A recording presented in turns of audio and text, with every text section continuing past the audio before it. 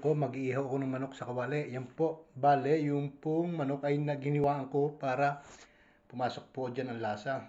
Hulugan po yan natin ng 7 Up. Yan po.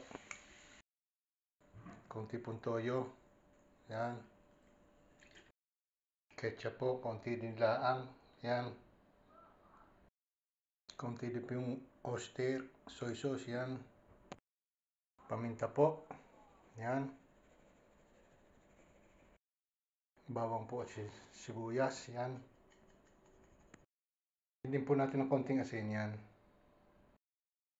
Yan po, naubusan ako ng brown sugar. Pwede na rin yung puti. Kala ko meron pa ako dito. Pero pwede na rin pong puti yan. Okay, yan. At yan lang po, halo natin. Imamarinate po natin yan ng mga 1 oras.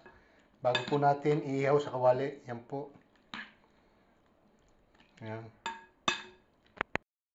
Yan po. Umpisa na natin ihaw yan dyan. Yan. Yan o. Takluban po natin. Yan. At haba naman po ako nagluluto ng manok. Yan. Ito po ang kaulam niyan. Kamatis, rapanelli at sibuyas na sariwa. Tatadtarin ko po yan. Ito naman po. Babaliktad na natin yan pa unti-unti. Padahan-dahan yan. Yan po o. Huwag po natin kalalaksan ng apoy nang hindi po siya masunog yan. Takluban po ulit natin yan. Yan naman po ang kamatis, rapanelli at sibuyas. Yan, lagyan ko konting patis. Lang po yung ganyan yan. Yan po ang kaulam ng manok. Yan po, namumula-mula na. Yan po, luto na ating manok. Hulog mo naman po natin yung ating pinagbabadan. Yan. Takluban po natin yan. Yan po, iigay natin dyan yung kanyang pinagbabadan. Yan po, ganyan. Oh.